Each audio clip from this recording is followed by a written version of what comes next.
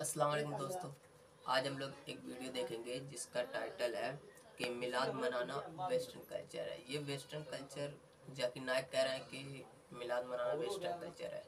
और उसी वीडियो में मौलाना फ़ारूक की तकरीर है। इस वीडियो में मौलाना फ़ारूक तकरीर कर रहे हैं।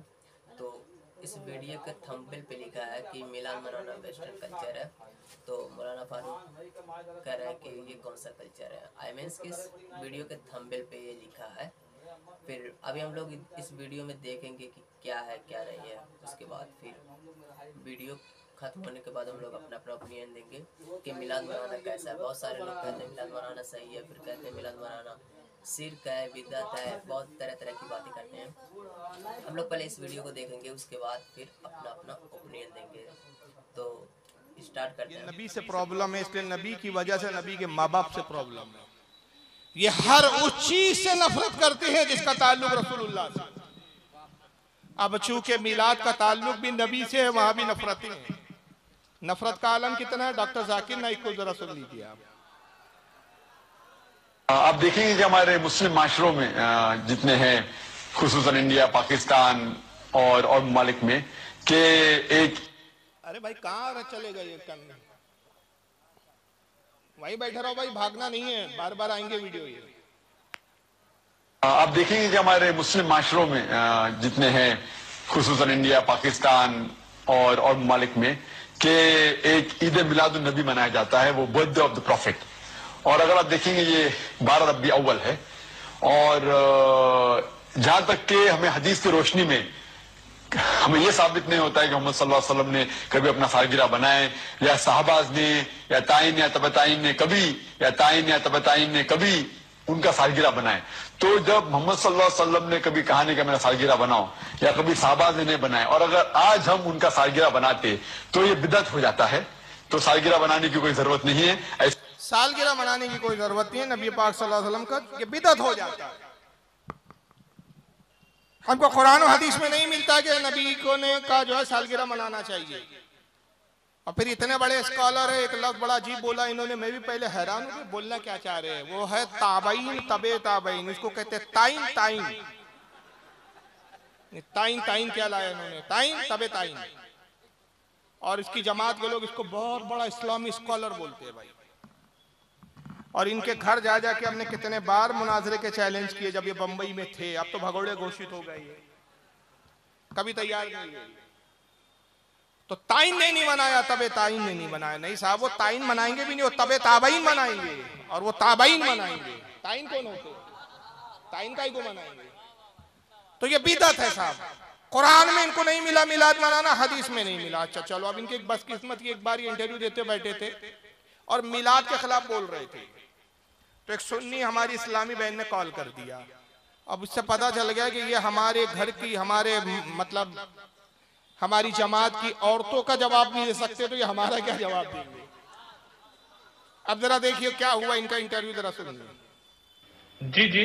दूसरा सवाल ये है कि कहा जाता है हदीस में कि मुसलमानों को गैर मुस्लिमों की तकलीफ नहीं करनी चाहिए जी। तो जो ये टाई और जो जिस सूट में आप बैठे हैं, ये गैर मुस्लिम ज्यादा पहनते हैं, बल्कि वो ही पहनते हैं। तो क्या ये जायज है टाई पहनना या ये फुल सूट पहनना है? बहुत शुक्रिया, दोनों सवाल बड़े अहम सवाल। टाई पे तो पहले बात हुई थी, एक और तफसील से भी मैं चंद्र में बात हम करेंगे टाई के हवाले से और हवाले से। कितनी देर कंट्रोल रूम? 40 सेकंड हमारे पास है ब्रेक पे जाने से पहले, इसलिए हम जवाब जो है इसका। वेलकम बैक ख़वातीन हज़रात, डॉक्टर जाकिर नाइक के साथ एक तवील नशिस्त जारी है गुफ्तगू की। और डॉक्टर साहब, पहली जो बात ब्रेक पे जाने से पहले आप उसको कुछ फर्दर करना चाहेंगे या आगे बढ़ा? और दूसरा सवाल जो था, दूसरा सवाल आगे बढ़ते हैं। मेरे ख्याल से बहुत से सवाल, एक सवाल खवातीन ने पूछा है, कुछ समझ में आया आपके? हाँ? एक औरत ने, खातून ने सवाल किया है कि डॉक्टर जाकिर नाइक साहब बहुत बिदत बिदत कर रहे हैं, आप ये जो लिबास पहन के बैठे हैं ना, टाई कोट, ये तो गैरों का लिबास है। और कुरान और हदीस के मुताले के बाद तो हमें यही पता चलता है कि अल्लाह रसूल ने हमें गैरों की मुशाबियत इख्तियार करने से मना किया है, रोका है। तो ये जो आप लिबास पहने हुए, ये तो ईसाइयों का ही लिबास है, मुशाबियत भी नहीं बल्कि बेआईनी उन्हीं का कल्चर है, उन्हीं का लिबास है। तो ये जो आप लिबास पहने हुए हैं, इसका सबूत कहाँ है कुरान हदीस में? तो फौरन जो एंकर बैठा था उसको ब्रेक याद आ गया, उसको लगा कि ऐसा ना हो नाइक साहब पेशाब ना कर दे कहीं जवाब देते देते। तो उसने फौरन कहा कंट्रोल रूम कितने मिनट बाकी हैं अभी ब्रेक पे जाने के लिए? उसने कहा 40 सेकंड, 40 सेकंड बाकी है।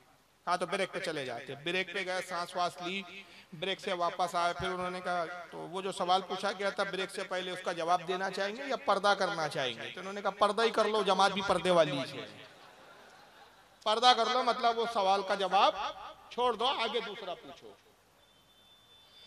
वजह क्या थी? डॉक्टर जाकिर नाइक साहब का और इस जमात का एक शेवा है कि अपने लिए तो सारी बिदतें गवारा है, मगर सुन्नियों के हर काम पे बिदत के फतवे मैं बरसों से चैलेंज कर रहा हूँ। छुटपैये चूजे इनके आते, कोई जिम्मेदार आलिम आज तक नहीं आया, और मैं किसी छुटपैये मौलवी और छुटपैये लोगों का जवाब देने का जो है वो जिम्मेदार नहीं हूँ। इनका कोई जिम्मेदार मौलवी आए, मैं उसको मुनाजरे का चैलेंज करता हूँ। तुम्हारी लिए बिदतों की एक फहरिस्त है जो तुम करते हो, तुम्हारी फहरिस्त छोड़ो, मुझे सिर्फ ये बता दो कि तुम सऊदिया में तहज्जुद की अजान देते हो। तहज्जुद की अजान रसूल के जमाने में होती थी क्या? सहाबा के जमाने में होती थी क्या? ताबईन के जमाने में, तबे ताबईन के जमाने में, अइम्मा मुज्तहिदीन के जमाने में, किस जमाने में होती थी? ये तुम्हारी सबसे बड़ी बिदअत है जो तुमने राइज की है।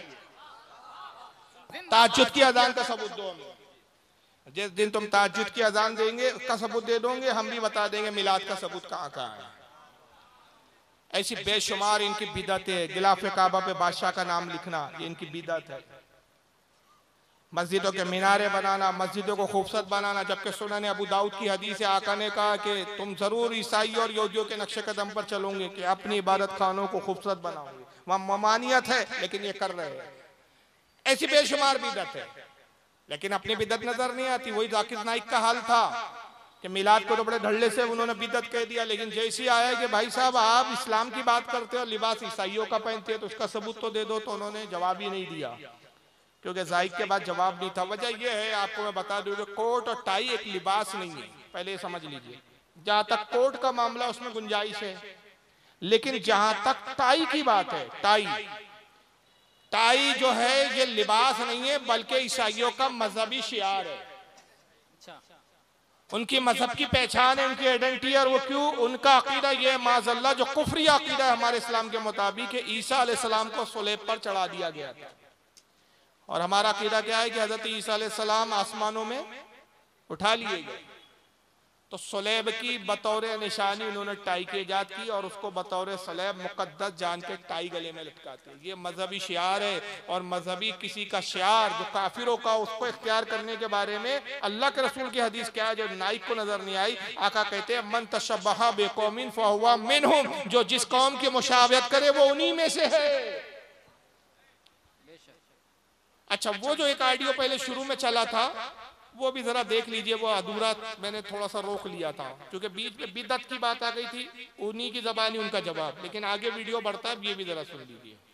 कभी या ताइन या तबताइन ने कभी उनका सालगिरह बनाए, तो जब मोहम्मद सल्लल्लाहु अलैहि वसल्लम ने कभी कहा नहीं कि मेरा सालगिरह बनाओ, या कभी साहबा ने बनाए, और अगर आज हम उनका सालगिरह बनाते तो ये बिदअत हो जाता है। तो सालगिरह बनाने की कोई जरूरत नहीं है, ऐसा कोई इस्लाम एक मजहब के अंदर नहीं है, कुरान में भी नहीं, शरिया में नहीं। ये एक वेस्टर्न कल्चर है, ये एक वेस्टर्न कल्चर है कि हमें सालगिरह बनाना चाहिए। ये वेस्टर्न कल्चर है,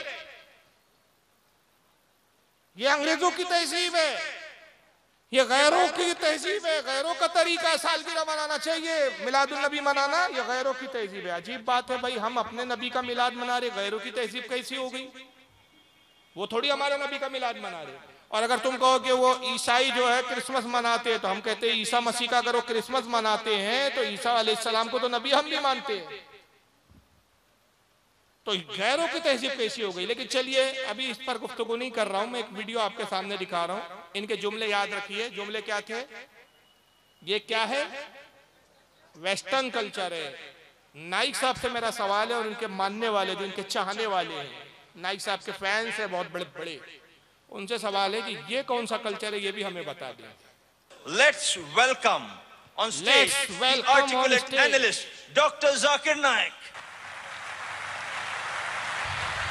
डॉक्टर जाकिर नाइक की एंट्री होती है और सब तालियां पीटते हैं। अभी उलमाए में आया, क्या हुआ यहाँ पर? आपने क्या किया? नारे तकबीर लगाए, अपने रब की पाकी का बयान किया, रसूल की रिसालत का ऐलान किया। जब ये आते हैं तो हिजड़ों की तरह, छक्कों की तरह तालियां पीटती जाती है। ये किसका कल्चर है? दीनी जलसों में दीन का स्कॉलर आ रहा है और तालियां पीटी जा रही है कि इनसे कल्चर है। अच्छा, फिर मैं आया, सीधा सीधा स्टेज पर आया, उलमा मुसाफे कर रहे थे, खुश गर्मजोशी के साथ मुलाकात कर रहे थे, इस्तकबाल कर रहे थे। इनका इस्तकबाल और इनकी गर्मजोशी कैसी होती है, आइए जरा देखिए।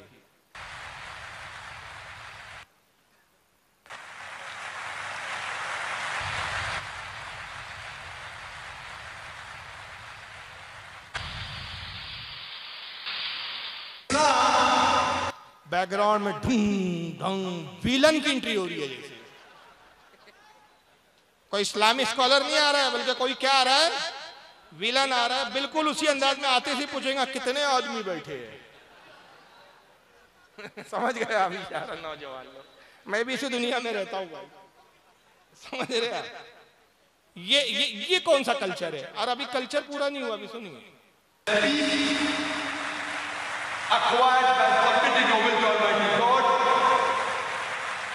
is the only solution for the whole of man. And worship the Creator. Alhamdulillah. Wassalatu wassalam. जैसा कि मैंने अर्ज किया, ख़वातीन व हज़रात, हमारी ये आज की आखिरी नशिस्त है। आखिरी नशिस्त नहीं है, आखिरी महीना चल रहा है, एक अंडा नाजिल हो रहा है और उसमें से देखिए क्या पैदा होने वाला है।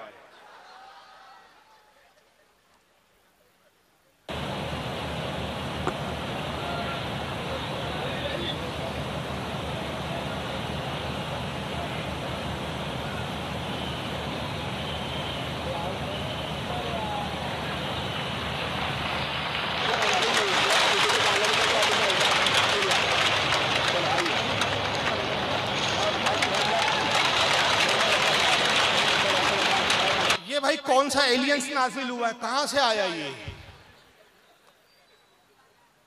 ये कौन सा कल्चर है? नहीं, आप लोग हंस रहे हैं, लेकिन मैं बहुत संजीदगी से सवाल कर रहा हूं।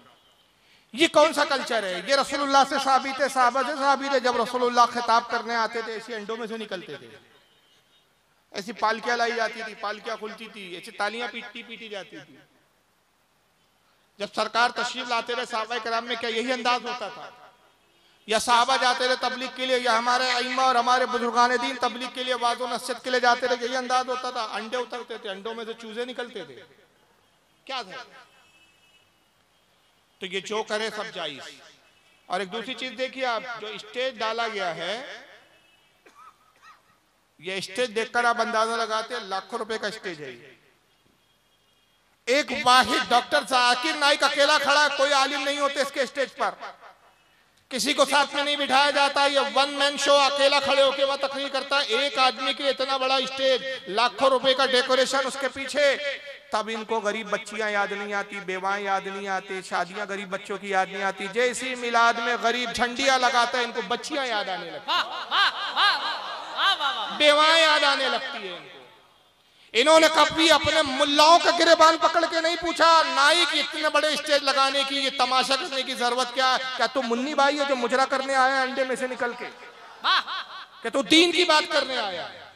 अव्वल तो दीन की बात करते नहीं है, सिवाय ये फितना फैलाने की। याद रखिए, एक मोहल्ले में सब सुन्नी होते, ये जमाती फितनों की जमात है। पूरा मोहल्ला सुन्नियों का होता है, सब सलात व सलाम पढ़ने वाले होते हैं, सब नजरो नियाज दिलाने वाले, सब फातिया देने वाले, सब बुजुर्गान दीन के चाहने वाले। एक बदअकीदा वहाबी आता है, धीरे धीरे वहाबियत फैलाना शुरू करता है। अब उसी मोहल्ले में दो ग्रोह हो जाते हैं, मस्जिदें बढ़ जाती है, मस्जिदें तकसीम हो गई, खानदान तकसीम हो गए, बिरादरियों में बंटवारे हो जाते हैं। बहुत ही अच्छा लगा, आई होप आपको भी लगा होगा। अगर ये वीडियो आपको अच्छी लगे तो प्लीज़ वीडियो को लाइक करें और चैनल को सब्सक्राइब करें और अपने लोगों में शेयर जरूर करें।